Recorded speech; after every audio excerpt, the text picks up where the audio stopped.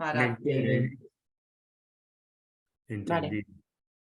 Lo que te quiero decir con ello es que esto es la segunda parte. Y en esta segunda parte vamos a hablar del tratamiento cuando cada una de las microbiotas están alteradas.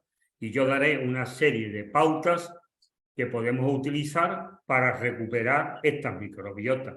Y a medida que las vayamos recuperando, pues a lo mejor regeneramos las mucosas, conseguimos que las uniones estrechas se vuelvan a unir y conseguimos restablecer, bueno, pues un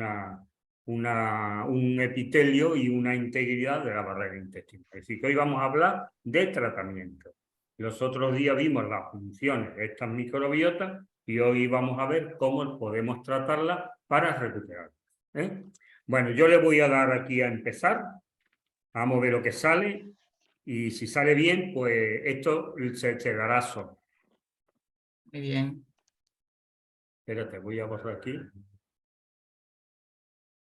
Espérate, voy a borrar aquí, que quite esto, para que ustedes a mí no me molesta ya, porque esto yo ya, lo que salga aquí va a salir solo.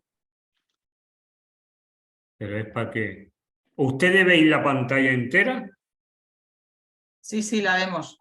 Vale, bueno, pues entonces yo le voy a dar aquí y le voy a dar, vamos a ver, a empezar. Vamos a ver, empezar.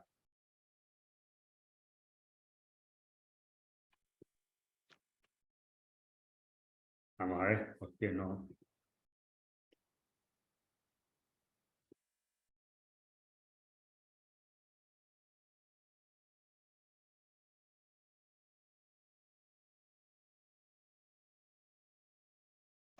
Vamos, bueno. A ver por qué esto no sale y se lanza. Ah, bueno, claro, yo también estoy bueno. Ahora, hoy vamos a continuar con los estudios metagenómicos de la microbiota intestinal que está relacionada con la barrera intestinal. La primera parte de esta charla hablamos de los diferentes grupos funcionales. En esta segunda parte de la charla vamos a ver cómo se pueden modular las alteraciones producidas por esta microbiota. Bueno, pues vamos a analizar las microbiotas funcionales relacionadas con la barrera intestinal, donde tenemos la microbiota reguladora del moco intestinal, la microbiota productora de ácido butírico y otros ácidos grasos de cadena corta, la microbiota consumidora del moco intestinal y la microbiota protectora o de contención. En la charla anterior vimos cómo las alteraciones de estas microbiotas podían producir alteraciones en la integridad de la barrera intestinal. Bueno, pues hoy vamos a estudiar cómo se pueden modular estas alteraciones de las microbiotas que tienen relación con la barrera intestinal para volver esta a su normalidad. Vamos a comenzar por el tratamiento de la microbiota formadora de moco y de la microbiota productora de ácido butírico. Lo primero que vamos a hacer es retirar todos los alimentos que perjudiquen a los pacientes y vamos a diseñar una dieta adaptada a sus necesidades, con la cual vamos a intentar controlar los síntomas digestivos o extradigestivos que puedan tener estos pacientes. Una dieta FODMAP adaptada a las necesidades de cada paciente podría ser un buen comienzo. La introducción de probióticos para balancear estas microbiotas. La administración de una dieta prebiótica y de otras sustancias, como serían el almidón resistente, las fibras solubles, la goma guar parcialmente hidrolizada, los polifenoles y los ácidos grasos omega 3. Dentro de las fibras solubles tenemos la inulina, los peptidosacáridos, las pectinas, los betaglucanos, los galactos oligosacáridos y los mucílados. Bueno, existen 4 tipos de almidón resistente. Tipo 1, encapsulado en fibras vegetales, semillas y legumbres crudos. Necesitan ser molidos y o cocinados para poder ser utilizados. El tipo 2 en forma granular no digerible, que lo vamos a encontrar en plátanos y bananas. Y patatas. El tipo 3, también llamado retrógrado. Aquí los alimentos tienen que ser cocinados para que el almidón resistente pase a almidón retrógrado.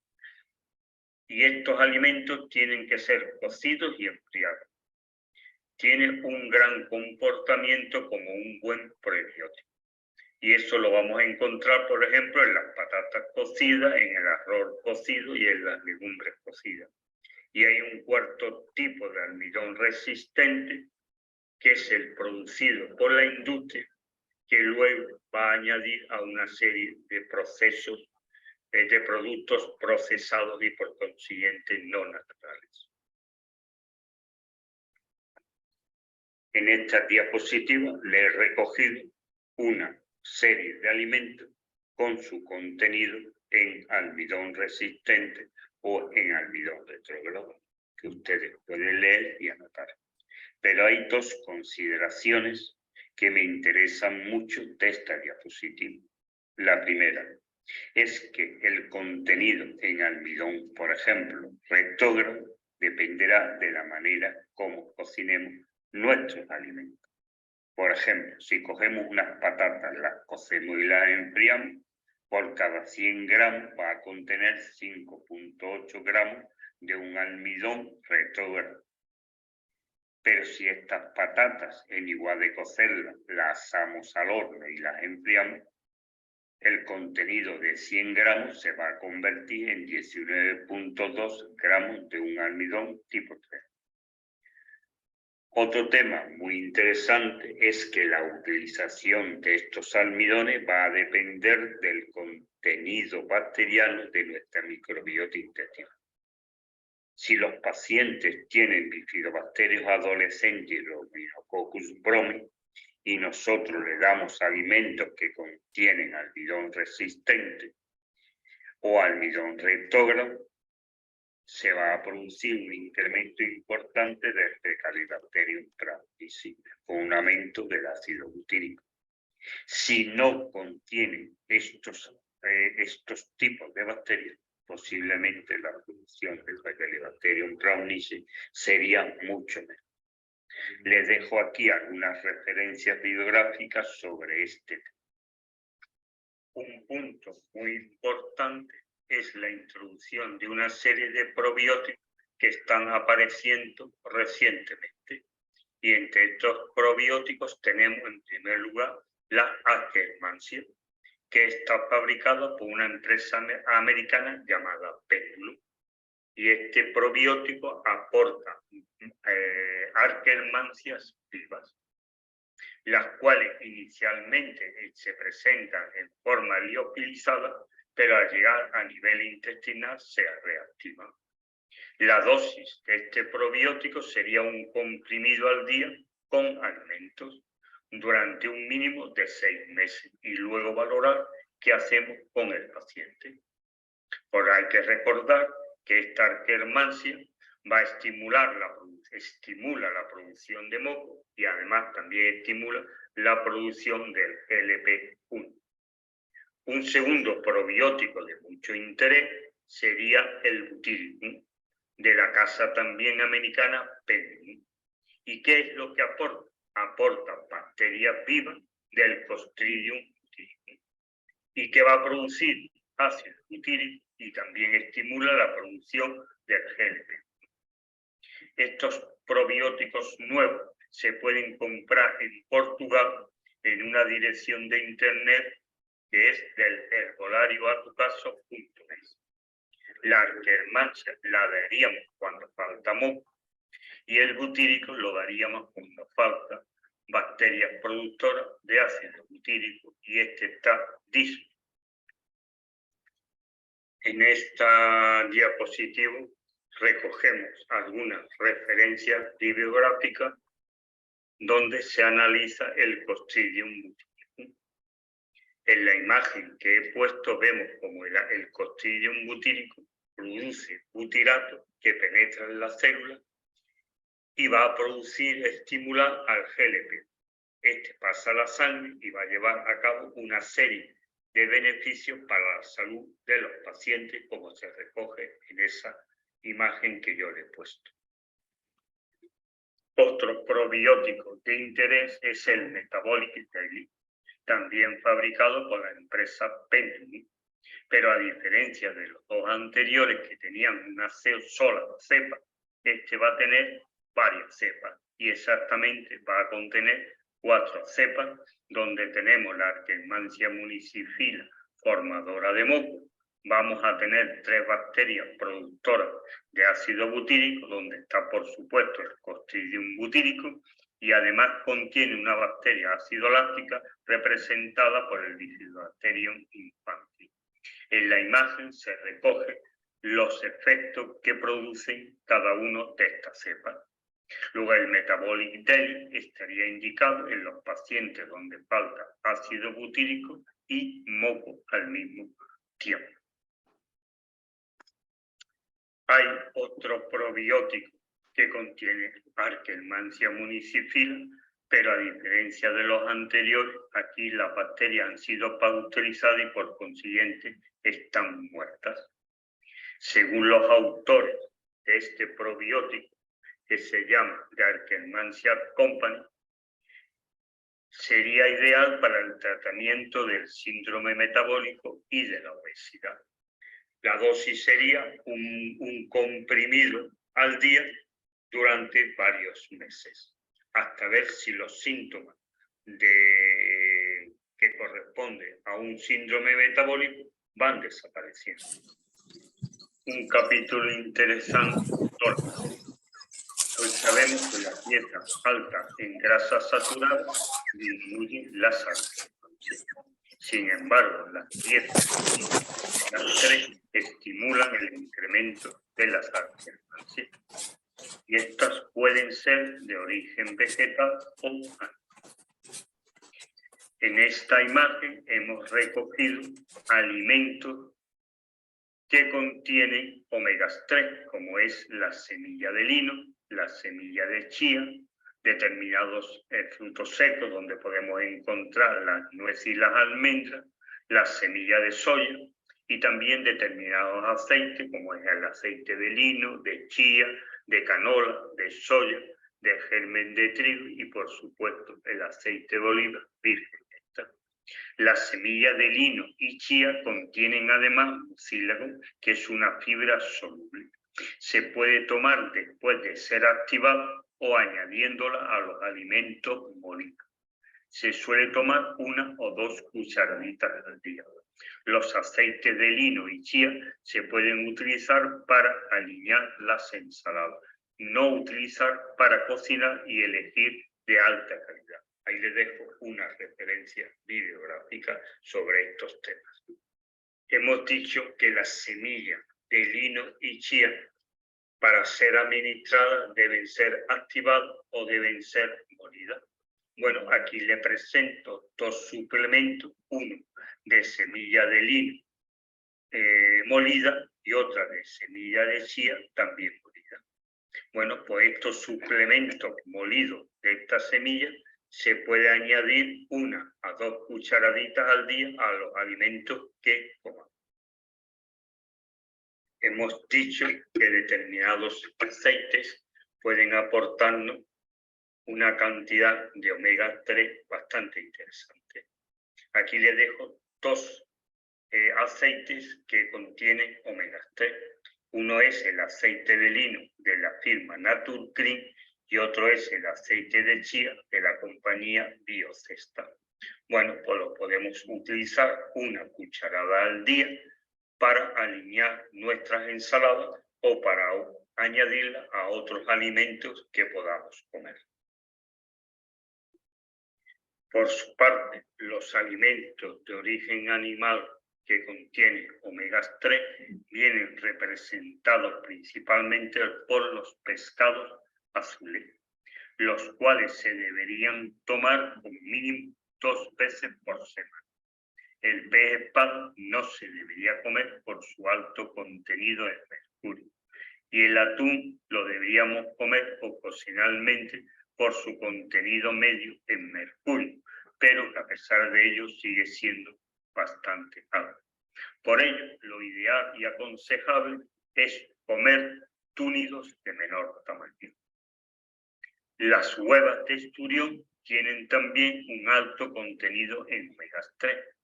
Abajo pongo una imagen de lo que se debe comer y entre los pescados o entre los túnidos pequeños tenemos las caballas, el salmón, el arenque, la sardina, la anchoa o boquerón y la melva. Y además cada uno de ellos va acompañado de la cantidad de omega 3 que contiene. Pero también podemos tomar una cucharada de aceite de bacalao o las huevas de esturión que conocemos como caviar. Las ostras también es otro alimento bastante interesante por la cantidad que puede aportar de omega 3. Pero quizás, como vemos en la imagen, las huevas de esturión son las que mayor cantidad contienen de omega 3. Pero desgraciadamente su precio es prohibitivo. También los podemos tomar en forma de suplementos. Hay muchas marcas. Pongo 3 suplementos, uno hecho con aceite de grill, otro con aceite de pescado y otro con algas marinas. Los omegas 3 hechos con aceite de pescado y con algas marinas se deberían tomar en una cantidad mínima de 2 gramos por día. El aceite de grill, al contener fosfolípidos, tiene una mayor biodisponibilidad y posiblemente sería suficiente con tomar 2 cápsulas al día de la marca que yo le he puesto aquí en esta diapositiva.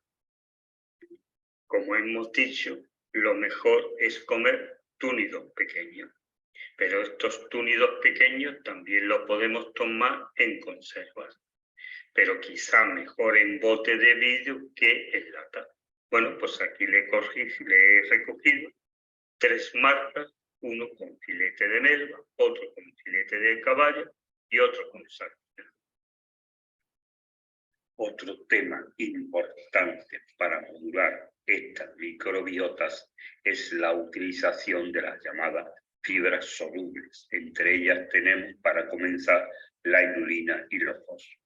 La inulina y los fos son fibras solubles, formadas por cadenas de fructosa que no se van a digerir a nivel del intestino delgado, pero a nivel del intestino grueso serán fermentadas por diferentes tipos de bacterias.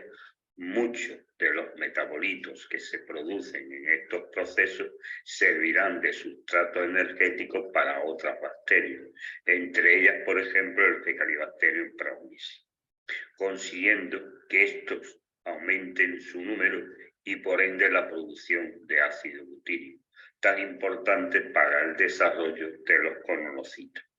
Lo mismo ocurriría con las bacterias del género Roseburia, las cuales son importantes también para la salud de los colonocitos y el mantenimiento de la integridad de la pared intestinal. Existen múltiples referencias bibliográficas sobre estos temas. El problema de estos tipos de fibras solubles, es decir, de la inulina y los fos, es que son muy difíciles de tolerar por los pacientes con intolerancia a la fructosa, sobre todo en sus primeras etapas. En la siguiente diapositiva vamos a recoger una lista con alimentos que los contienen. Aquí recogemos el contenido de inulina y fos de una serie de alimentos en forma cruda secada y enlatados. Y entre ellos pues tenemos los espárragos, la raíz de achicoria, el diente de león, el ajo, la alcachofa de globo, el topinambur, los puerros, el trigo, la cebada, el centeno.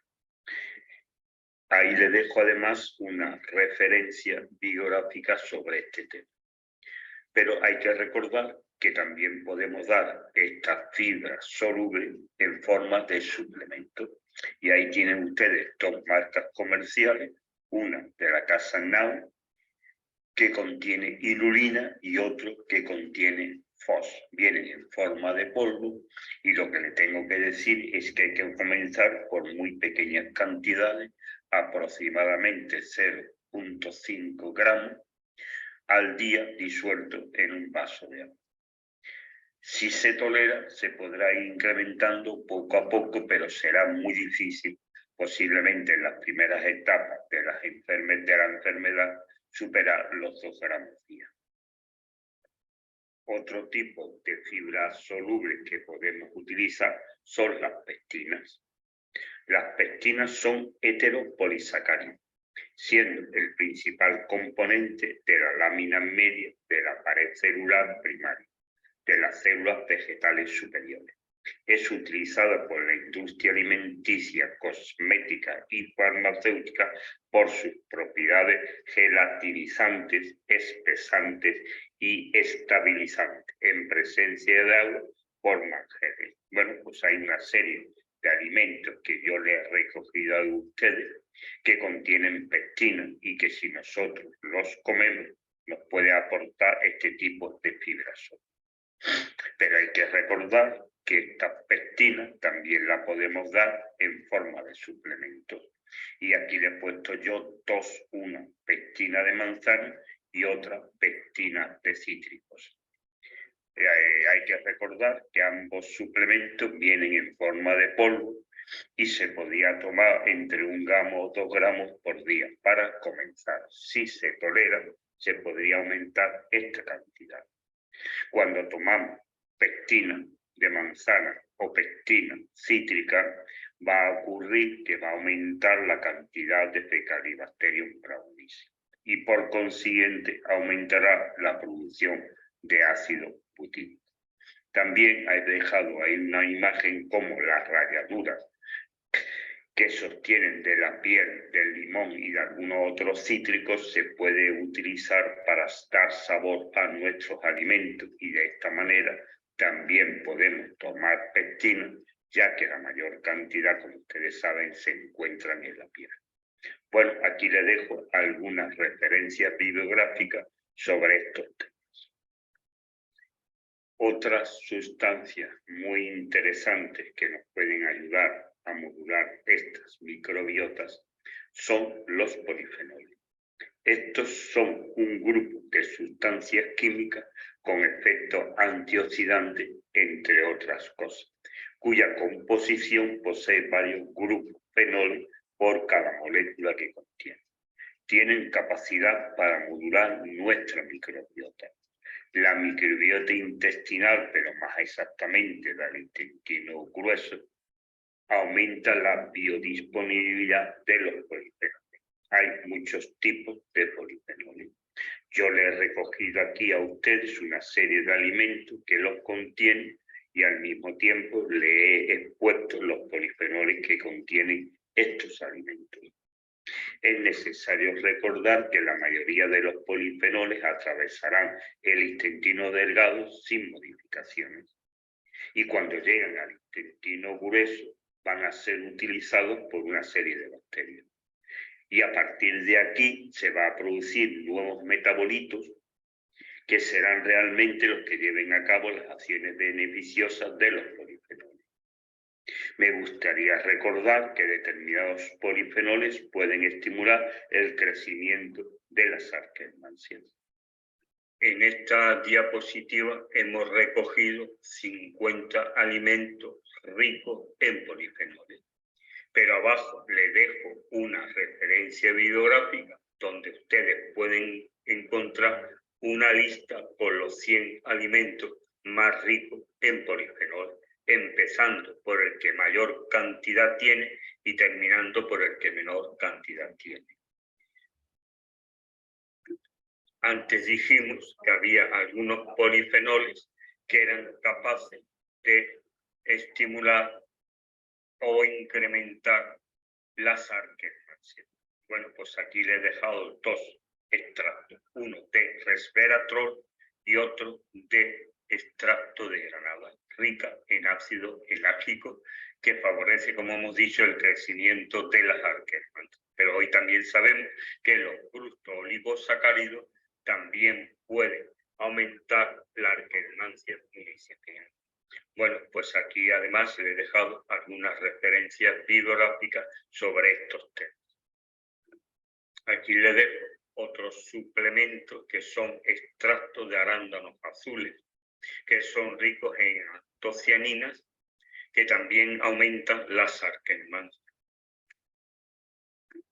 Bueno, pues aquí le presento otro extracto, esta vez de arándano rojo, también rico en antocianinas, que también tiene la capacidad de aumentar las arquelmancias.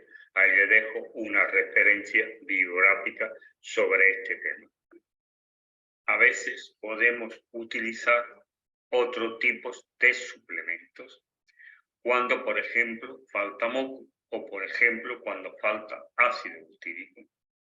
Bueno, pues cuando hay una disminución importante del moco, incluso con la pérdida del moco en algunas partes de la pared intestinal, en estos casos nosotros podemos suministrar algunos suplementos como el G-Sextan y el Cilaplus, que tiene o contiene, por ejemplo, el G-Sextan, siloglucano y proteína, y el Cilaplus, siloglucano y gelatina.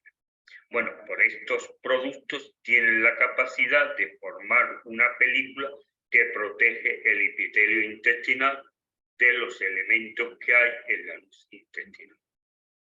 Pero hoy sabemos que existe un bacteroide y un ruminococcus que tiene capacidad de degradar los siloglucanos. Y cuando esto ocurre, deberíamos aumentar las dosis de estos suplementos o sustituirlos por otros que cumplan la misma misión, pero que no sean degradados por estas bacterias. Recordarles que los siloglucanos, dentro de los siloglucanos estarían los silanos y los arabinosilanos.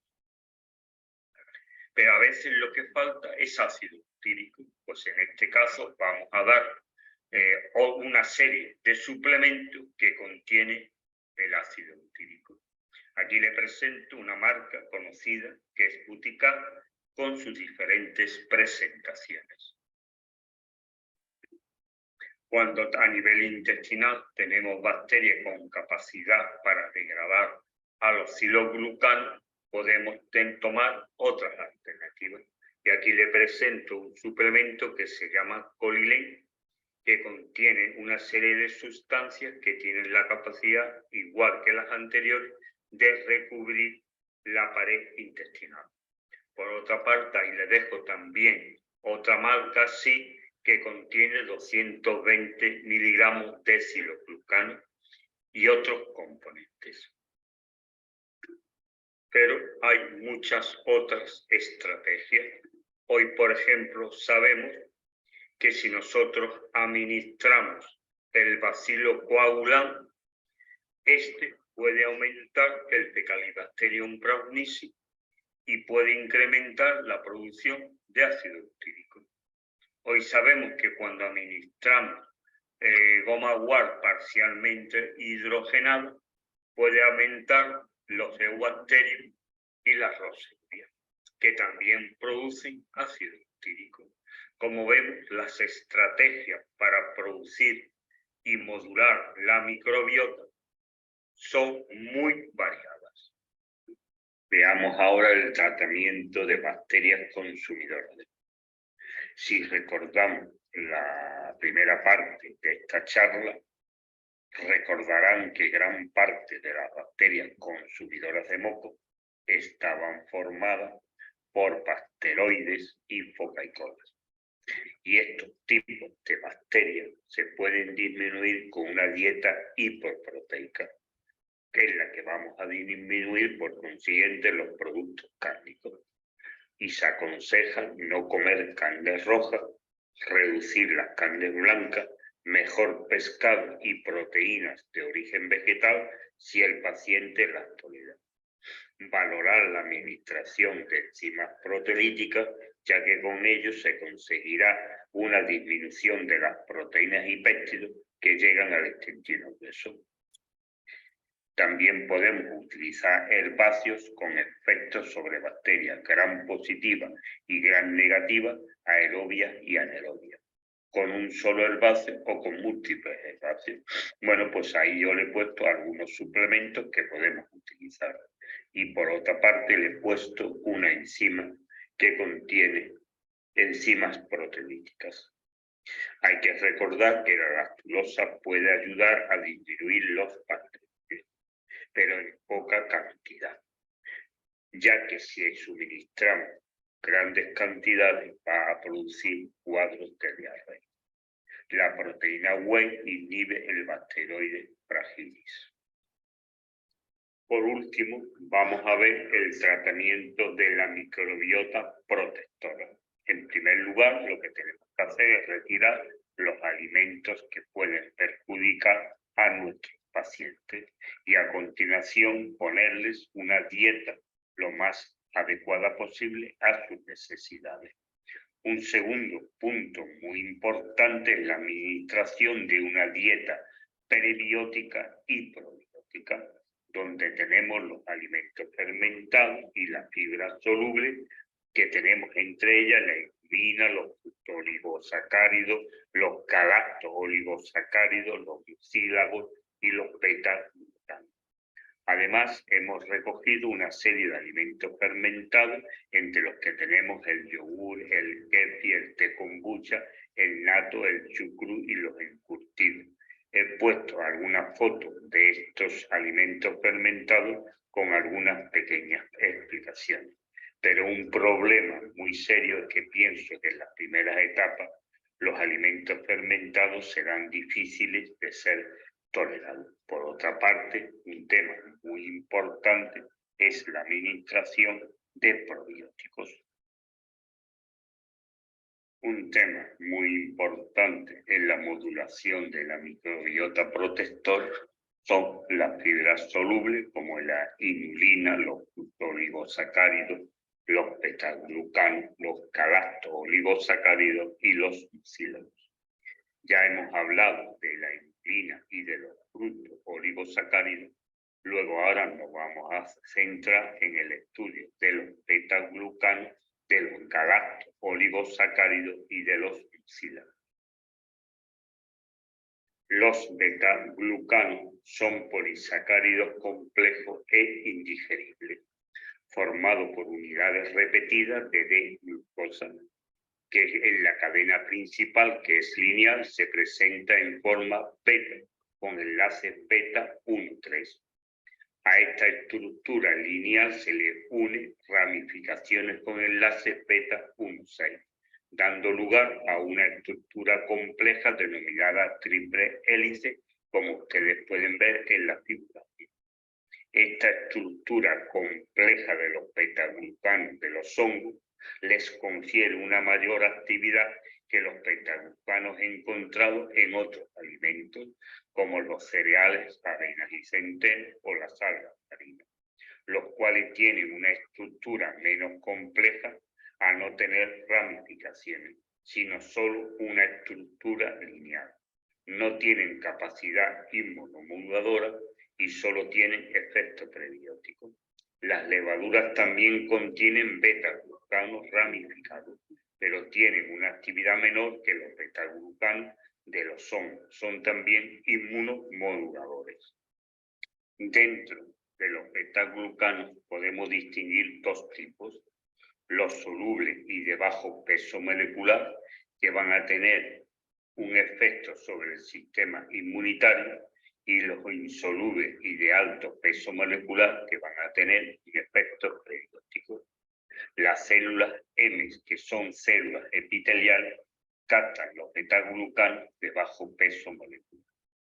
Aquí les dejo algunos suplementos de hongos que podemos utilizar para modular nuestra microbiota.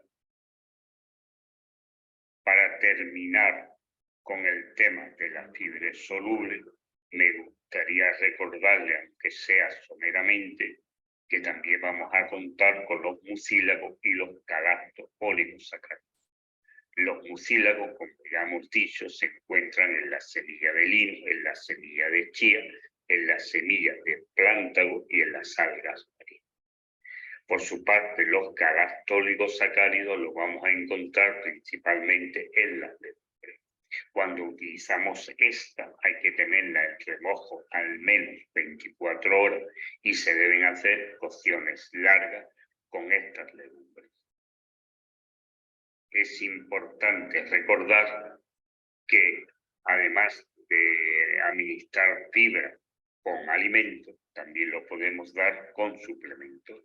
Y aquí les he recogido yo algunas marcas comerciales donde encontramos la lunina y los POS y SO, los frutos oligosacáridos y la goma guar parcialmente dirizada, que parece, según los estudios de la Universidad de Monash, son bien tolerables.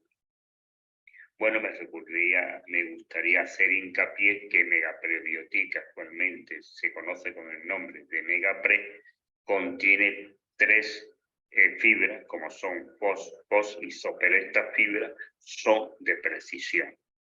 Y cuando las tomamos va a incrementar determinadas bacterias, no todas, sino por ejemplo al Fecalibacterium prausnicia, a la Escherichia municipila y a las bifidobacterias.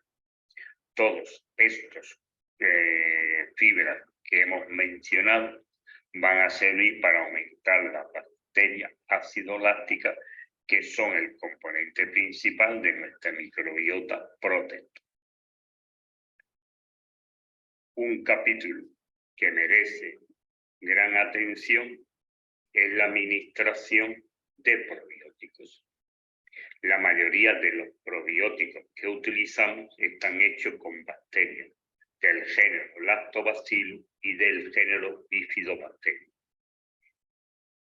Podemos encontrar miles de probióticos, algunos con una sola cepa y otros con varias cepas. Yo les he dejado aquí uno que se llama Base Complete, que lleva tecnología FAO y tiene una acción prebiótica, pero además sus bacterias que lo componen no producen histamina y lo podríamos dar, por ejemplo, a los pacientes con déficit de edad o que tengan otros tipos de histaminosis. En esta diapositiva he recogido una foto donde podemos ver diferentes tipos de probióticos ácido lácticos. Hay muchísimos más que podríamos poner, pero simplemente he puesto algunos como recordatorio. Bueno, en esta diapositiva hemos recogido otro nuevo tipo de probiótico. En este caso no se trata de probióticos con bacterias ácido-lácticas, sino se trata de un probiótico que contiene bacillus en forma de espora. Y más exactamente he recogido uno que se llama Megasporobiotic, que contiene 5 cepas de bacillus en forma de espora, que yo se lo he puesto en esta diapositiva y además le he añadido algunas cosas que estos bacillus pueden hacer. Para mí, Megasporobiotic es el mejor probiótico de esporas que hay actualmente en el mercado. Pero además tengo que decir que para mí es quizás uno de los probióticos mejores que actualmente se pueden utilizar para modular nuestra microbiota. Se suele utilizar a dosis de 1 a 2 cápsulas al día, pero se debe introducir poco a poco. Aquí en esta diapositiva les recogí los efectos positivos del Megasporobiotic, que como ya he dicho es un gran probiótico y que yo suelo utilizar con mucha frecuencia.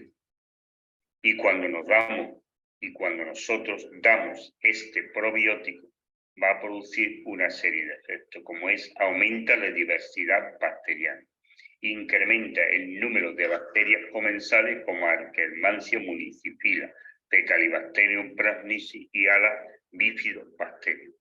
Disminuye el número de bacterias patógenas por diferentes caminos, por los antibióticos que produce o creando un medio hostil. Modula una respuesta adecuada del sistema inmunitario. Ayuda a cerrar las uniones estrechas, disminuyendo el aumento de la permeabilidad intestinal, impidiendo el paso del contenido intestinal al torrente sanguíneo y por ello puede producir una disminución de la endotoxemia tóxica. Regenera la pared intestinal aumentando la absorción de nutrientes. Reduce la translocación de los LPS disminuyendo la endotoxemia metabólica. Mejora el hígado graso no alcohólico y la esteatohepatitis no alcohólica. Disminuye los triglicéridos. Es capaz de competir contra el coccidioides difíciles destruyéndolo. Mejora la encefalopatía hepática, inhibe la disbiosis intestinal producida por la toma de antibióticos, potencia la biodiversidad producida por los probióticos ácido lácticos, disminuye los procesos alérgicos, incrementa la producción de los ácidos grasos de cadena corta, como el butirato. Aquí les he recogido otros probióticos que están constituidos por bacilos de espora. Contienen los mismos bacilos que el Megaesporobiotic, ya que está fabricado también por la misma empresa Microbiome Lab. Pero en estos casos, estos probióticos tienen menos esporas de bacilos del suelo, pero se le ha añadido el Sarcine boulardii. Ustedes pueden leer en esta diapositiva las diferentes bacterias que lo componen. Este probiótico o estos probióticos pueden ayudar a contrarrestar los efectos negativos de los antibióticos farmacéuticos y ayudar a la restauración de la microbiota intestinal. La dosis sería de 1 a 2 cápsulas por día. Está fabricado, como he dicho anteriormente, por Microbiome Lab. Aquí le pongo otro probiótico de Bacillus de espora. Lleva 3 Bacillus de espora, Sustilis, Coagulan y Clausin. Pero además lleva una serie de herbáceas, como es la raíz de malvisco, la quercetina y la aloe vera. Puede ser un sustituto de los anteriores cuando no los encontremos. Y es fabricado por la empresa Biocidin Botánica. Es también un buen probiótico. Aquí vamos a recoger una serie de referencias bibliográficas con respecto a los bacillus del suelo en forma de espora. Más bibliografía sobre estas bacterias. Un tercer tipo de probióticos que podemos utilizar son los probióticos de levaduras, donde estaría el Saccharomyces boulardii. Este es una levadura natural no patógena utilizada en la fabricación de probióticos. Se suele utilizar en diarrea en caso de malestar digestivo y cuando tomamos antibióticos farmacéuticos para impedir los efectos negativos de estos. Aquí he puesto uno de la compañía SuperSmart en cápsula y que contiene exactamente 100 cápsulas. Su dosis es de 2 a 4 cápsulas día en caso de diarrea. Cuando lo utilizamos para con la toma de antibióticos, se utilizará 1 o 2 cápsulas día. También la podemos utilizar en la triple terapia con probióticos, como son probióticos con bacterias ácido-lácticas, probióticos con bacillus en forma de espora y los probióticos con levaduras. Está desaconsejado en las mujeres embarazadas, en los enfermos inmunodeprimidos y en algunos enfermos que llevan o son portadores de un catéter venoso central. A continuación le voy a poner una serie de gráficos para ver un test metagenómico de un paciente con un aumento de la permeabilidad intestinal. En este crona recogemos el filo Bacillota, antes llamada filo Firmicutes, y podemos ver las diferentes bacterias que lo componen. Aquí vemos otra crona donde recogemos los diferentes Clostridium que tiene este paciente. Ven ustedes la gran cantidad de Clostridium que hay en este crona. Aquí otro crona de este estudio metagenómico donde podemos comprobar la cantidad de sulfovibrio que tiene este paciente.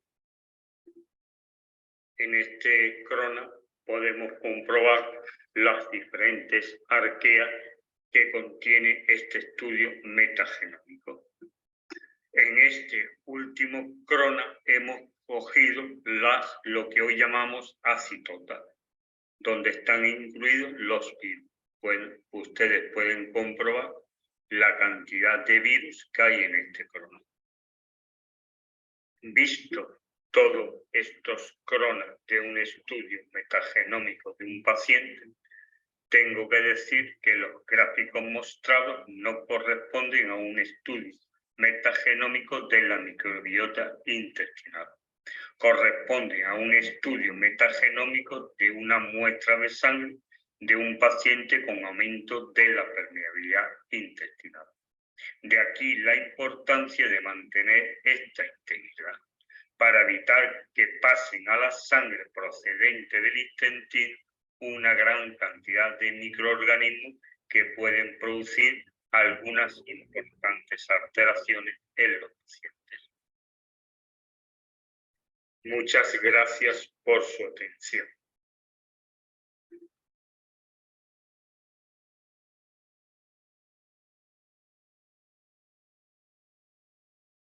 Gracias, Blas.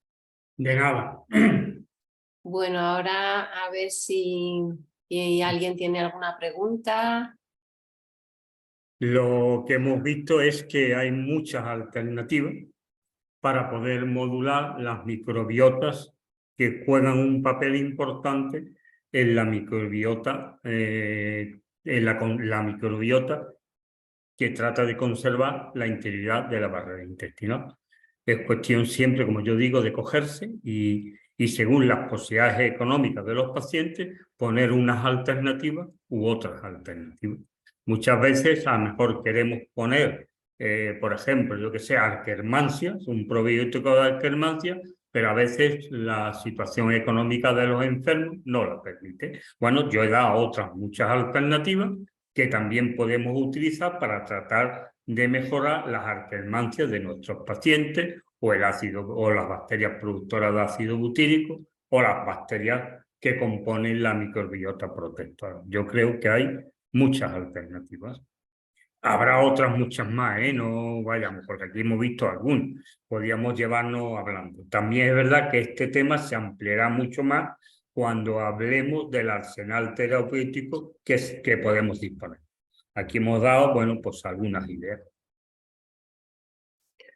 Vale, en general, Blas, ¿por dónde empezarías? Bueno, esto yo siempre, como ahora llegará un momento que vamos a tener donde diremos que será la tercera parte de la charla, y hemos dicho que este curso tiene una primera parte donde hablamos de la metagenómica, una segunda parte donde hablamos de las microbiotas funcionales y una tercera parte donde vamos a hablar de qué podemos hacer, cómo lo vamos a hacer y con qué lo vamos a hacer. Bueno, ahí vamos a explicar, lo vamos a explicar todo. Yo siempre digo que lo primero que hay que hacer es disminuir bacterias patógenas. Es por donde yo empiezo. ¿Cómo la quiero disminuir? Bueno, hay muchas maneras de disminuirlo. Ya lo iremos viendo con más claridad. Todas estas cosas que yo he puesto aquí, unas se utilizarán en las primeras etapas y otras se utilizarán en las segundas etapas, según la evolución de los pacientes. Pero yo siempre digo que lo primero que hay que hacer es disminuir bacterias, activar sistemas inmunitarios y tratar de corregir las alteraciones de la barrera intestinal. Para mí serían los 3 puntos fundamentales, con un cuarto punto que sería comenzar a eliminar sustancias tóxicas. Esos serían para mí los 4 ejes por donde empezar a tratar nuestros pacientes. Vale, de acuerdo. Mira, Blas, te preguntan, te pone aquí, ¿la intolerancia a la fructosa no genética es debida a una disbiosis? vamos a ver, puede ser debida a una disbiosis. Vamos a explicar dos cosas.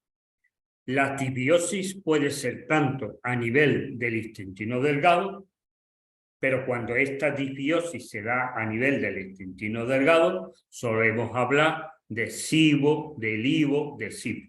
Pero cuando estas alteraciones se producen a nivel del intestino grueso, es cuando hablamos de disbiosis. Y yo pienso que las disbiosis intestinales tienen mucha culpa de los procesos de las intolerancias a la fructosa. Porque yo pienso que la mayoría de las intolerancias a la fructosa son transitorias. Si nosotros regeneramos perfectamente nuestra mucosa y a nivel intestinal todo funciona correctamente, es decir, la producción de los disacáridos, las microbillosidades intestinales están enteras, para que ahí se agarren los disacáridos, todo funcionará correctamente y la intolerancia a la fructosa irá desapareciendo. Vale.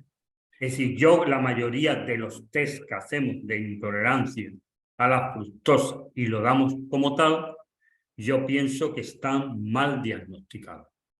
Siempre que tengamos un test de intolerancia a la fructosa que empieza a subir desde la primera parte, es decir, desde el intestino delgado y continúa subiendo en el intestino grueso, eso es siempre un SIBO, no una fructosa. Es un SIBO con una fructosa secundaria al SIBO. Ya algún día podríamos hablar de cómo interpretar las curvas de las intolerancias a la fructosa, del sorbitol, etcétera, etcétera. Ahora tengo que dar una charla el día 5 por aquí, por Andalucía, hablando de estas cosas, de cómo interpretar las curvas. Es decir, cuando yo me hago un test de fructosa, por ejemplo, y me da positivo desde la primera parte, ya no necesito hacerme un test de lactulosa ni de lactitol. Ya sé yo que el paciente tiene un SIBO. No necesito hacer nada más. Porque para que haya gases en la primera parte, tiene que haber bacterias que produzcan hidrógeno o metano. Si no lo hay, no tiene por qué haber un aumento de la curva. La curva sería plana porque no están pasando gases que están saliendo por la respiración y nosotros lo estamos captando, y entonces subiría en la segunda parte si la fructosa no ha sido absorbida en el intestino delgado. Por consiguiente, cuando tenemos una curva de glucosa, de fructosa, de sorbitol, que sube desde la primera parte de la curva, es decir, desde el principio, siempre decimos que tiene un SIBO con un sorbitol secundario al SIBO, con una fructosa secundaria al SIBO y con una glucosa secundaria al SIBO. Otra cosa muy importante que quiero decir, que un SIBO hecho con lactulosa negativo no es igual a nocivo. Eso es un error conceptual, porque hoy sabemos que hay bacterias productoras de hidrógeno que no comen lactitol ni lactulosa. No es su sustrato energético, sino que su sustrato energético puede ser la glucosa, puede ser el sorbitol o puede ser otro azúcar diferente. Es decir, por consiguiente, digo decir, SIBO con lactulosa al lactitol negativo no es igual al que el paciente no tenga SIBO. Vale. Si no lo entendéis, lo vuelvo a repetir. Si no se entiende, lo vuelvo a repetir. Vamos a ver, la idea es que no todas las bacterias intestinales que producen SIBO comen como único sustrato lactulosa. Hay bacterias que no comen lactulosa ni lactitol, sino su sustrato energético van a ser otros tipos de sustratos. Entendido. ¿Qué pasa? ¿Cuándo podemos decir que un test de lactulosa, que un test es negativo al SIBO? Cuando es negativo a fructosa, a glucosa y a lactulosa. Entonces posiblemente no tenga un SIBO. Vale. Y yo te voy a preguntar, bueno, no sé, ¿hay alguna otra persona que quiera preguntar? Podéis escribir en el chat o abrir los micros y preguntar directamente. Podéis preguntar tanto de esta charla como la anterior que di, de las dos, porque las dos van unidas, sinceramente. Bueno, yo te quiero preguntar varias cosas. Mira, ya que no preguntan, una de ellas es, ¿habéis hecho en algún momento varios estudios de microbiota en días, digamos, bastante seguidos, a ver si hay diferencias? Vamos a ver. Hay cosas que se cambian fácilmente, pero hay cosas que no se cambian fácilmente. Si tú tienes bacterias productoras de sulfuro de hidrógeno producidos por desulfovibrio, tú no lo vas a quitar con una dieta ni en un día, ni en 2 días, ni en 3 días. Necesitas poner muchas más cosas que una simple dieta.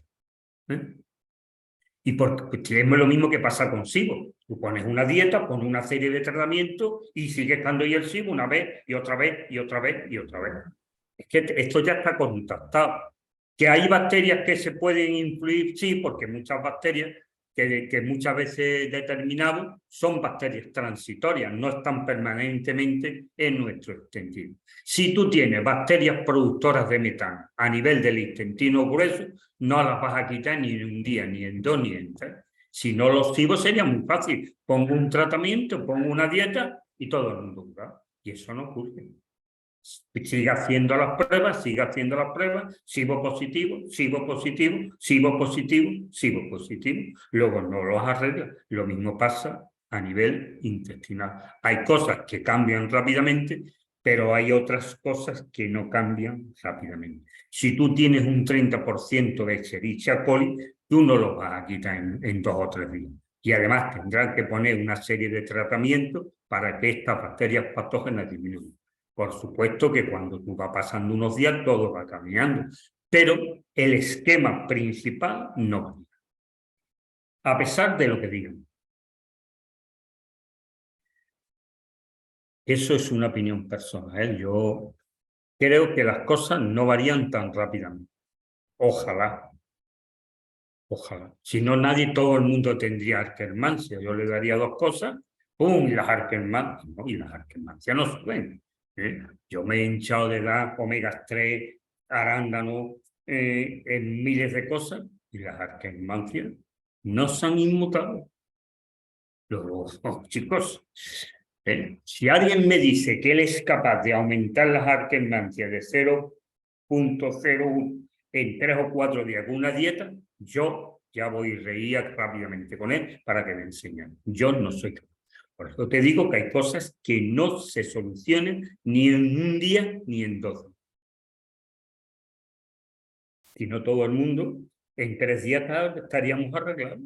¿Y la gente cuánto tiempo se llevan enfermas? Que tú las puedes ver. ¿Cuánto tiempo se llevan los enfermos? ¿Los curas en un día? ¿Los curas en 2 días? No. ¿Por qué? Porque a veces el entorno que pone al enfermo malo, tú no lo estás controlando. Tú quieres controlar lo que ocurre a nivel intestinal, pero el entorno que rodea al enfermo, a veces tú no lo puedes controlar. El enfermo puede tener un estrés brutal que tú puedes tratar de dar cosas para evitar el efecto del estrés, pero un estrés crónico, si no cura un estrés crónico, será difícil curar a un paciente. Un paciente con sensibilidad química múltiple que tiene la cabeza totalmente alterada, es decir, que cuando huele algo, en igual de ir al área donde tiene que ir, va a otro área, y en igual de darte una sensación de olor agradable o no, lo que te da son síntomas, un síncope, una taquicardia, afonía, etcétera, etcétera. Eso no se arregla. Y parte de la culpa de todas esas alteraciones la tiene la microbiota intestinal. Vale. Entonces, hay cosas fáciles de cambiar, pero tú no aumentas las Akkermansia, y si no tienes que Calibacterium praunicis y tus bacterias productoras de ácido butírico están por los suelos, no las cambias, no las aumentas en un día, tarda una serie de días en aumentarlas. Pero hay otros tipos de bacterias que no se curan en un día, ni en 2, ni en 3. Si no, Con una dieta adecuada curábamos a todos los pacientes. Blas, mira, aquí preguntan, ¿cuál sería la medida principal para restaurar la permeabilidad intestinal? Primero, tiene que tener todas las microbiotas que intervienen en la integridad de la barrera intestinal en cantidades totalmente normales. Eso es lo primero que tienes que conseguir y seguro que no lo vas a conseguir fácilmente. Es decir, cuando tú tienes toda la microbiota productora de Akkermansia, productora de ácido butírico, protectora, etcétera, etcétera, normalizada, que vamos a conseguir que se vaya regenerando nuestra mucosa intestinal. Pero además de dar todas estas medidas, habrá una serie de medicamentos que nos van a ayudar además a mejorar la permeabilidad intestinal. Se habla de la glutamina, de la quercetina, de los hongos medicinales y que hay muchas cosas que podemos nosotros dar. Pero siempre digo, importante que todas las microbiotas que intervienen en la integridad de la pared intestinal tienen que estar controladas. Y no es fácil controlarlas. Y esto que cuentas, ¿puede explicar por qué hay gente a la que le han dado glutamina de entrada y se han puesto fatal? Yo he dado glutamina a mi hija hasta 30 gramos diarios. Y yo no he visto, yo no creo mucho en la glutamina. Yo cuando la he utilizado no me ha dado buenos resultados. A mí me ha dado buenos resultados otras cosas y no la glutamina. Yo la sigo poniendo porque para muchos la glutamina sería el alimento principal de los enterocitos. Entonces yo la sigo poniendo en mi arsenal terapéutico, pero si tú me dices que es para mí una cosa muy importante, no, yo la tengo relegada a un segundo lugar, entre otras cosas porque a veces tengo que seleccionar los medicamentos porque no puedo mandar todo lo que yo quiero y tengo cosas que me gustan más que la L-glutamina. Yo la utilizaba, ya te he dicho, a 30 gramos diarios con mi hija. Yo es que he visto gente que se ha puesto mala, hasta con crisis de asma, con la glutamina. Entonces, a mí no me convence. Yo no doy Bueno, glutamina. Vamos, es que yo también lo que tengo que explicar aquí muy claramente es que cuando te llega un enfermo por primera vez muy malito, que no ha sido tratado por nadie, sino que tú lo ves de primera vez, posiblemente habrá un montón de herbáceos que no te va a tolerar. Porque los herbáceos no dejan de ser hierbas. Lo primero que pasa cuando un enfermo te llega muy malito es que te cuenta que no es capaz de comer verdura, que no puede comer fruta, etcétera, etcétera. Pues eso pasa con muchos suplementos. Sin embargo, cuando tú vas mejorando a los pacientes, esos suplementos que antes no te lo toleraban, empiezan a tolerar. Yo nunca utilizo glutamina de entrada. La utilizaba en la antigüedad. Bueno, en la antigüedad, hace 5, 6 o 7 años yo la utilizaba mucho y la dejé de utilizar porque a mí empezaron a ver que otras cosas me iban mejor que la glutamina. Pero ahí hay muchos artículos a favor de la glutamina y donde te dicen que es el sustrato energético de los cronocitos. Tengo que decir una cosa importante, es que cuando nosotros damos Buticap, sobre todo cuando lo damos en la fórmula de sobres, que va con unas bolitas, son absorbidas por los enterocitos. Son absorbidas por los enterocitos. Y a nivel de los enterocitos, ¿qué hace? Aumentar el tamaño y el grosor de las microvellosidades. Y que cuando nosotros damos Buticap por boca, es captado por los enterocitos y produce un aumento de las microvellosidades y de la superficie de él. Y esto se ha visto sobre todo en animales que tienen un solo estómago, como la gallina, que le dan Buticap y comen menos alimento y engordan lo mismo.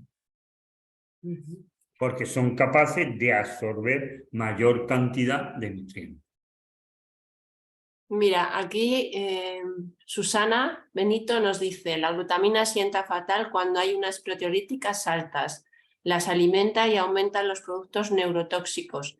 Ante la sospecha de proteolíticas altas no hay que darla de entrada. Yo es que nunca la probé. Teniendo melena de león o otras cosas. Melena de león me gusta mucho. Yo creo que es, pero un concepto también importante. La melena de león no te mejora en una semana, ni en un mes, ni en 2 meses.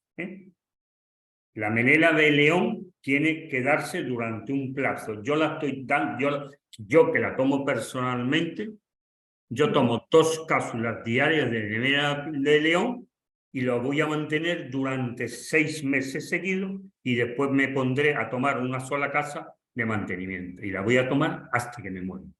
Vale, Blas, ¿conoces el kuzu? ¿El qué? El kuzu. Es Sí, un sí, almidón. es un almidón que tiene propiedades. Mm. Es que hay tantas cosas. Es que también Yo funciona muy conozco, bien. que además es de color blanco. Yo lo he Sí. visto en muchos sitios. Ujú. Está dado como un almidón, se puede utilizar como otros almidones, pero además te aporta una serie de beneficios porque tiene otros componentes que no tiene el almidón puro y duro. Si un almidón de patata tiene almidón, un almidón de otro producto es almidón puro, de maíz, de arroz, lo que es almidón. Mientras que el kuzu es un almidón, pero tiene otra serie de cosas que no tiene eso, y es más beneficioso. Yo lo he visto que algunas personas lo utilizan con mucha frecuencia, ¿no? Ujú. No, funciona muy bien, ¿eh? Es muy buen regulador. Es que yo tengo 2 libros de fitoterapia, bueno, y eso es imposible. Eso hay que hacer una carrera para aprenderte todo lo que te puede servir. Entonces aquí lo que hacemos es una selección de cosas. Yo siempre voy recogiendo información de las cosas que van apareciendo o de las cosas que utilizan otra gente y yo las voy poniendo y las voy adaptando cuando la puedo meter, pero es que al final tu arsenal terapéutico puede ser infinito, porque fitoterapia hay, yo qué sé, cuántas plantas con efectos beneficiosos hay para el cuerpo, un montón. Pero al final, ¿qué haces? Al final, tiene 8 o 10 y tiene otras 8 o 10 diferentes por si a algunos pacientes esto que tú utilizas más habitual no le va y le tiene que poner otras cosas. Pero yo no soy capaz de aprenderme hoy día toda la fitoterapia que hay. Yo tengo varios libros de fitoterapia que además me los regaló un enfermo y la verdad es que es muy interesante, pero eso es que entras en un mundo que necesitaría 3 o 4 años aprendiendo. Claro. Mira, otra pregunta de Amparo. Quería preguntar qué tal resultado tiene con HMO, Human Milk, glicanos de leche materna creados por síntesis. Yo uso alginato de sodio como prebiótico para los pacientes en bajas dosis, añadido como culinario. Es decir, ella hace un probiótico que le hace algo. Utiliza. Me repite la pregunta porque es que no me entera muy bien. Vale, mira, quería preguntar qué tal resultado tiene con HMO, Human Milk, glicanos de leche materna, creados por síntesis. No lo he utilizado nunca. Yo no lo he utilizado nunca. Y luego pone que usa alginato de sodio como prebiótico para pacientes en baja dosis. Yo prefiero otros probióticos. Y entonces utilizo otros probióticos. Bueno, es prebiótico. Para mí, vamos a ver, yo lo que más utilizo son las bacterias, los bacilos del suelo. Es mis probióticos más que más me gustan. Y considero que son muy buenos. Bacteria ácido láctica, utilizo algunos probióticos, pero lo que sí siempre pongo de entrada cuando puedo es el Megasporio Beti o otro que tenga a mano, porque a veces el Megasporio Beti se ha puesto muy caro en España y es difícil a veces de conseguir. Pero yo no, esos otros tipos de sustancias que ella utiliza como probiótico, no, yo no los utilizo, no tengo experiencia con ellos. Lo mismo que el glutamina, lo tengo puesto en Arsenal, pero últimamente ya tampoco lo utilizo. Es que hay muchas cosas. El problema es que hay tantas cosas que se pueden utilizar. No, ya Yo hay que ahora saber. mismo estoy intentando curar a mis pacientes, es un proyecto que tengo, sin poner ningún herbáceo, sin poner ninguna antibiótico farmacéutico. Y ahí estoy, en ese camino estoy. Entonces voy a matar las bacterias de otra manera. Es decir, la idea en general es bajar bacterias. ¿Y cómo lo hago? Como pueda. Respecto a eso, Blas, te voy a preguntar.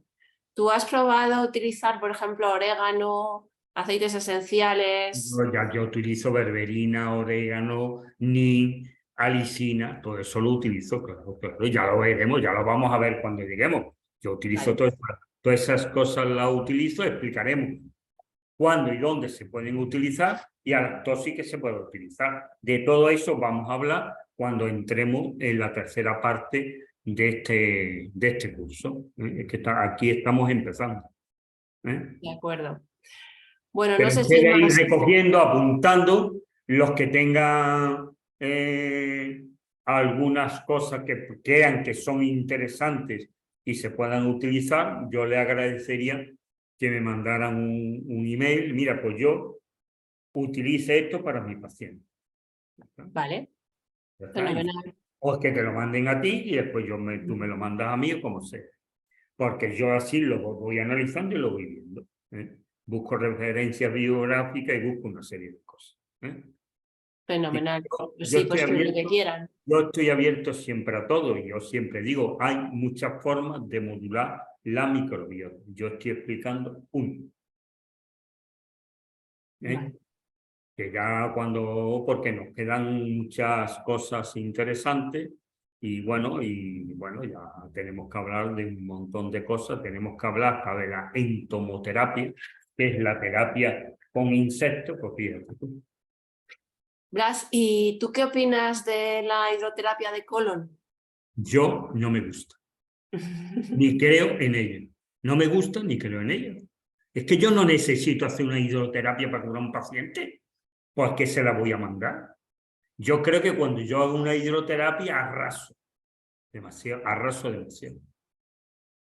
Yo no creo en ella ni la utilizo.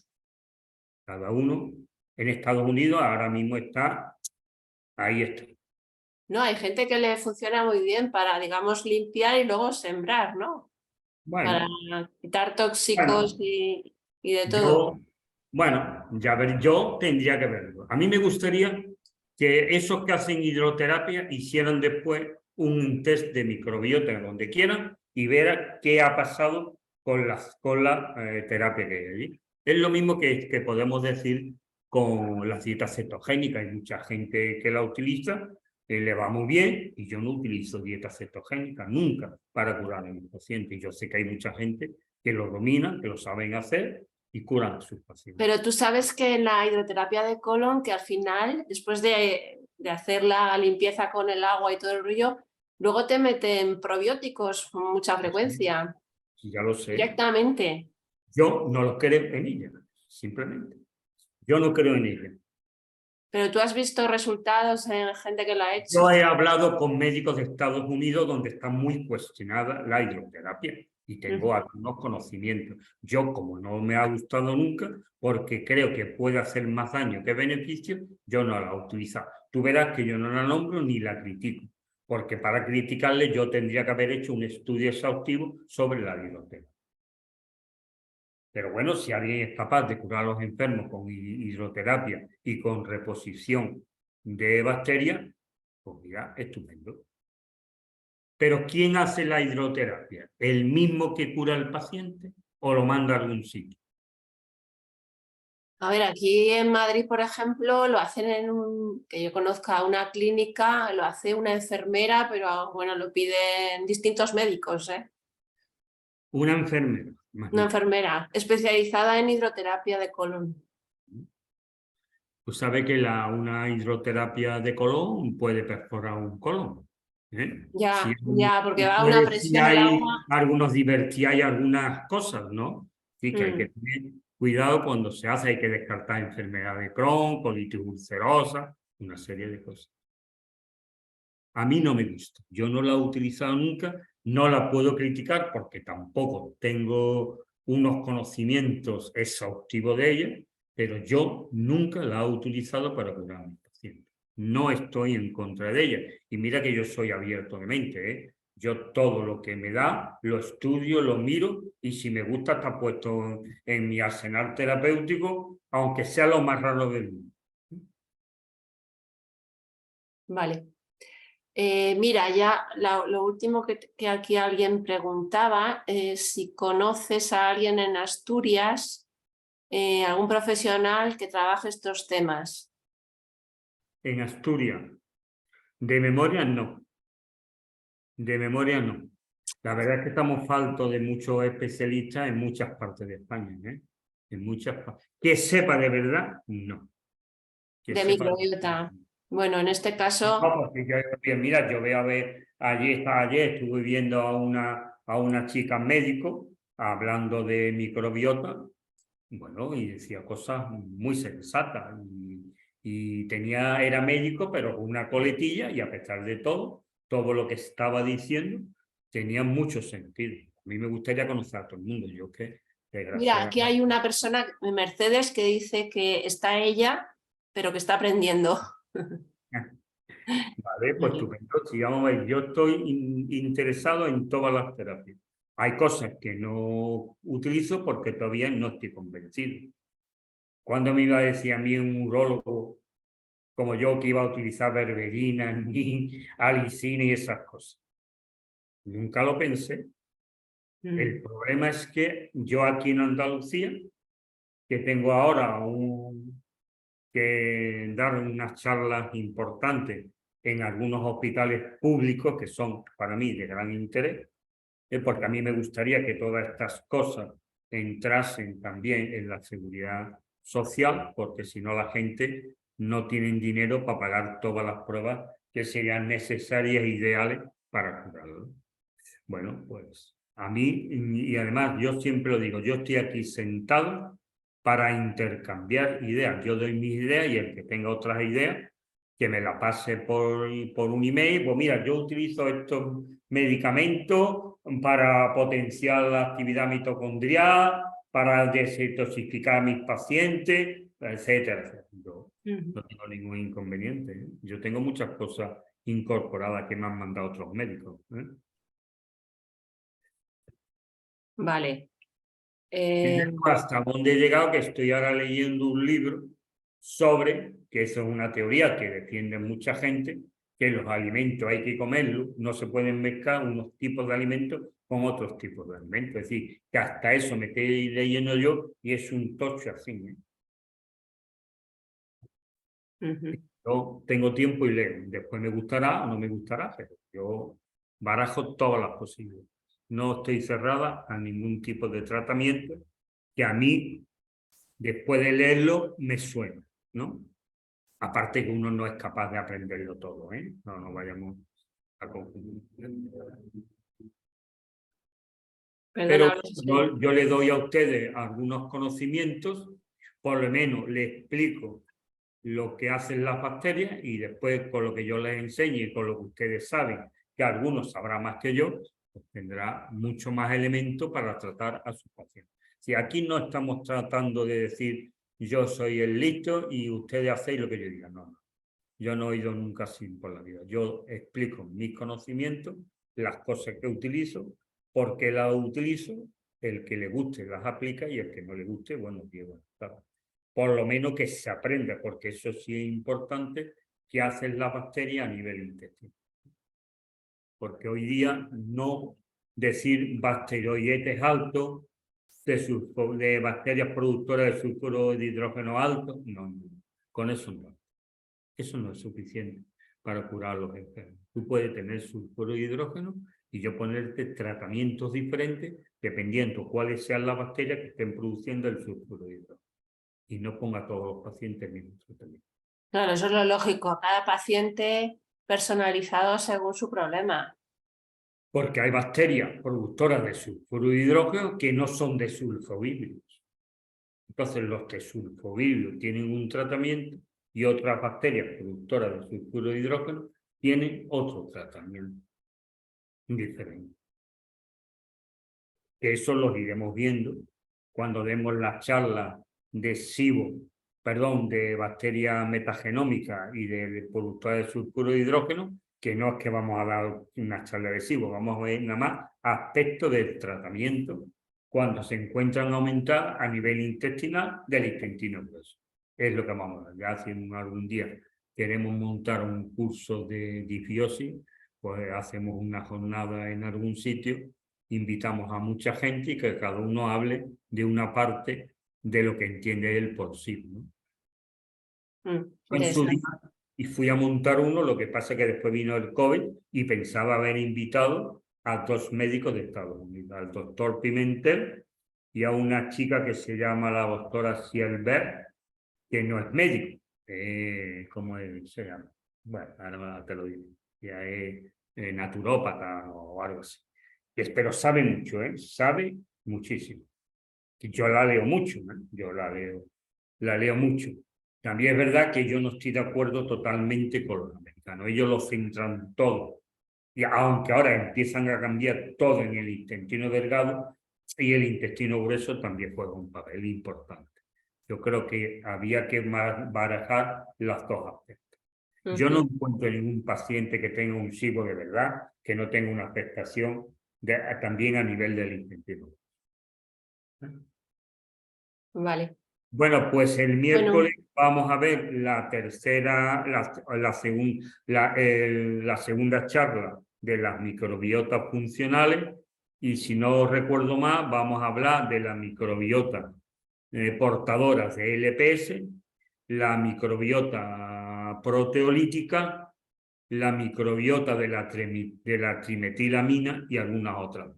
Y por ejemplo, del ácido succínico. Es decir, vamos a hablar de 3 o 4 microbiotas diferentes. Y después ya creo, si no me equivoco, vamos a entrar ya en el tema en el que vamos a hablar del aumento del metano y del aumento del sulfuro de hidrógeno. Vale. Blas, mira, aquí me pregunta Mercedes cómo es el nombre de la terapeuta americana. Sielberg. Sí, pero además sí es muy fácil. Dan muchas charlas, es decir, en Estados Unidos se están dando todos los días charlas, lo que pasa es que a veces cuesta las cosas mucho dinero y yo ya siendo, como yo digo, pensionista y de los pensionistas pobres, no puedo estar gastándome el dinero, pero en Estados Unidos hay charlas de todo lo que tú quieras. Pero en Estados Unidos hay 2 naturópatas muy buenas. Una es australiana, es americana, que está trabajando en Australia, y otra en Estados Unidos. Para mí son las 2 naturópatas que más saben de SIBO. Saben mucho de SIBO. También tienen mucho comercial. En Estados Unidos todo es también comercial. Claro. Pero si tuvieras las dosis que dan de berberina, de NIMS, de estas cosas en Estados Unidos, te asustaría. Te asustaría. Mientras que tú a mejor das 2 gramos y ellos dan 8 gramos. ¿Cómo es posible? ¿Cómo es posible? Si yo le doy esto a mi enferma aquí en España, se me ponen todos malísimos. Pues a lo mejor, como allí son todos tan gruesos, tan altos, pues necesitan mucho más dosis. No, pero es curioso porque yo tengo una charla donde pongo la comparativa de lo que ponen los americanos y de lo que ponemos nosotros aquí por España. Y da miedo. Y da miedo. Y que de berberina y todas esas cosas hablaré. Y de muchas cosas. Muy bien, pues yo creo que ya lo vamos a aprender. Que nos vamos a aprender muchas cosas. Sí. También estoy interesado en aprender de ustedes muchas cosas. Sí, a ver lo que nos pasan los compañeros, qué información. Lo que te basen los compañeros sobre herbáceos, sobre suplementos. Claro que sí, claro que sí. Yo estoy encantado de apuntarlo y de mirarlo. Mira, como lo que comentó Amparo, que yo no lo conocía tampoco. lo que ha dicho Y de los probióticos que ella hace, ¿no? Y de las sí, sustancias los que glicanos de leche materna creados de síntesis. Ni idea, no lo conocía. No, yo no lo conocía, yo no lo conocía. Bueno, pues a ver si nos lo explica un poco. Que te lo Estaría bien. explique y el nombre es que si esto vende o se lo fabrica alguien, hay que pedir a algún sitio para que te lo haga, o bien existe en forma ya de suplemento comercializado. Yo no tengo problema, lo mismo que hoy hemos hablado de la glutamina, que yo ya te he dicho, la he utilizado a dosis de hasta 30 gramos diarios y no he conseguido los efectos que yo esperaba con ella. También tengo que decir que a veces no se toleran una serie de suplementos hasta que tú no modulas un poco la microbiota. Y he tomado nota de las bacterias proteolíticas en relación a la glutamina. Lo miraré. Vale. Bueno, Porque aquí... es que las proteolíticas están muy altas en muchos pacientes. Es frecuente que estén altas las proteolíticas. Entonces, bueno, por eso yo siempre digo que a mí me gusta darlo con un test delante, porque si tiene proteolítica, ya sé que no puedo utilizar glutamina.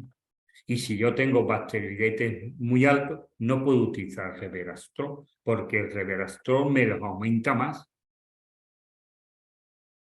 Entonces, si yo no sé qué está ocurriendo, puede ser que a veces ponga suplementos que yo creo que son buenísimos y por tener ese tipo de bacterias no lo debería. Mira, a ver, Amparo pone que están comercializados en varios formatos. Y luego dice que pregunta que si tienes en cuenta glifosato de los alimentos, los pesticidas, vamos. Pero claro que lo tengo en cuenta, por eso yo desde mis primeras etapas detoxifico. Elimino mercurio, todo lo que... Claro, no, sí es fundamental. Vamos a ver, eliminar tóxicos del cuerpo no se quitan en un día. Es una labor de años. Y más cuando te encuentras pacientes que llevan 20 años enfermos. En los cuales posiblemente la metilación ha sido un desastre. La metilación ha sido un desastre. ¿Qué han hecho? Topa adentro, topa adentro, topa adentro, topa adentro. Claro, los que tienen polimorfismos genéticos ya van de cabeza.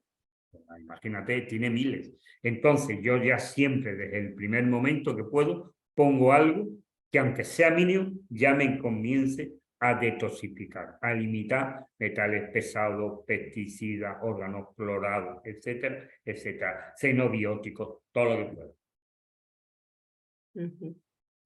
Claro. Esos son los pilares, esos son los 4 pilares.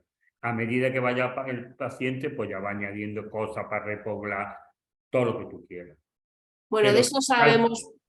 Si al final no consigue una mucosa perfecta, y tanto a nivel del intestino delgado como a nivel del intestino grueso, por eso los enfermos de Crohn, como todavía no sabemos curarlo, pues los puede mejorar, alargar los episodios, pero no curarlo. Claro. Pero sí podemos curar las enfermedades autoinmunitarias si las cogemos en los primeros estadios. Si cogemos una enfermedad autoinmunitaria después de 30 años, pues tú me dirás que... De todas maneras, mi mujer tiene un Hashimoto de muchos años de evolución, que yo ahora, que además ya con nódulos y todo perfectamente en el tiroides, que yo le estoy dando Micofar durante un año, que es lo que va, que dentro de un año se tiene que hacer una nueva ecografía, le estoy dando Micofar simplemente. A ver qué pasa. Bueno, en problemas así del tiroides, en concreto un hipotiroidismo autoinmune, yo he visto gente mejorar simplemente quitando alimentos inflamatorios y quitando el gluten. Pero yo lo que quiero es, yo te he dicho que no digo mejorar. tú me das a mí un tiroides, un hipotiroidismo de Hashimoto de un año de evolución y yo te lo curo. Claro, hay que cogerlo al principio. Ahora, si tú lo coges, no, porque hay artículos japoneses que así lo dicen y lo han hecho. Ahora, curar a mi mujer de 20 años que lleva o 25 años, que debe tener eso, más años, No es... Ahora ya no, ahora le estoy dando una cosa para ver si consigo que por lo menos los nódulos no aumenten. Claro. Bueno, con el Reishi ya conseguirías bastante, ¿eh? Pero yo doy Micofy, que es el Ya. que más, el hongo principal para las enfermedades autoinmunitarias. Sí, bueno, ahora sí. Mira, Sara pregunta si podrías promover un grupo en Telegram o WhatsApp para compartir todos estos temas. Es que no tengo tiempo, ya para mí Claro, ya me imaginaba, pero bueno, yo te lo digo. es imposible. Si yo lo que quiero ya es descansar, y recordar que yo tengo 73 años, 7-3. Bueno, Ya así lo te mantenemos activo. ¿Qué? Que así te mantenemos activo. Pero mira, yo antes, no, yo siempre lo digo, yo cuando empecé hace muchos años, bueno, 7, 8 años o 9 en estas cosas, yo dormía 4 horas diarias. Yo ya ese ritmo, con mis 73 años, no soy capaz de llevarlo. Y mira, yo esta mañana está levantado a las 4 de la mañana para Ay, terminar de grabar esta charla. Madre mía. Estoy levantado a las 4 de la mañana. Hombre, pues eso tampoco, Blas. Y entonces, bueno, pues ya, si es verdad que yo por las tardes normalmente, hoy porque tengo una charla con ustedes, yo por las tardes normalmente a partir de las 3 o 4 de la tarde ya no duermo. Ya me pongo a ver Netflix, a ver la tele, a leer algo, pero ya no hago nada. Antes sí hacía mucho. Ahora estos días voy a tener que hacer porque tengo una charla en Madrid el día 20. Bueno, Blas. La Fundación Jiménez Díaz ha hecho una jornada y me ha invitado a una charla. Es muy fácil porque nada más que tengo que hablar conceptos de disbiosis, tipos de disbiosis y repercusiones de... Y tengo 30 minutos, 25 diapositivas, no hace falta. Ya. Bueno, pues nos vemos el miércoles. Eso, es lo que te iba a decir, ya lo dejamos, yo creo. Sí, porque yo ya... Ya es muy tarde. No, yo ya no tengo nada que hacer. Ya me da igual llegar a mi casa a las 7:30 que a las 8. Ya Pero me da bueno. igual. Bueno, pues vamos apuntando cosas y ya está. Muchísimas gracias. Yo de todas maneras, estas charlas las estoy escribiendo. Y cuando las escribo, tienen muchas más cosas que en las charlas. Sí, que son mucho más extensas.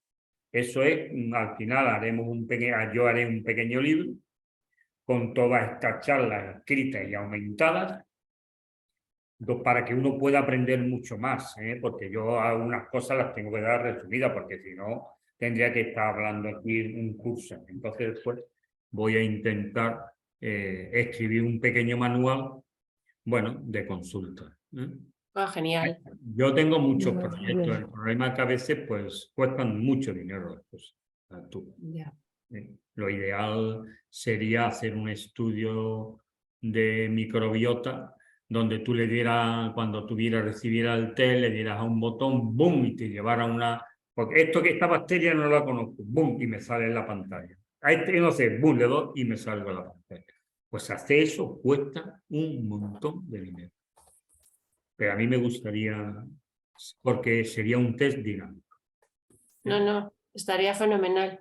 Claro. Es decir, yo tengo un test delante mía y digo, bueno, aquí pone microbiota productoras de... Pues le doy y me sale una cosa que me explica mínimamente y me da algunas ideas para solucionar los problemas. Bueno, pues eso sería fantástico. Yo lo tengo ya propuesto por aquí, pero bueno, las cosas valen mucho dinero y bueno. Bueno, pues ojalá se haga. Bueno, Blas, nos vemos el miércoles. Muchas gracias y gracias a todos. El miércoles tenemos otros tipos de microbiota. Vamos a ver lo que podemos decir de ellos. Venga, un besito a todos. Venga, hasta luego. Chao. Gracias. Hasta luego.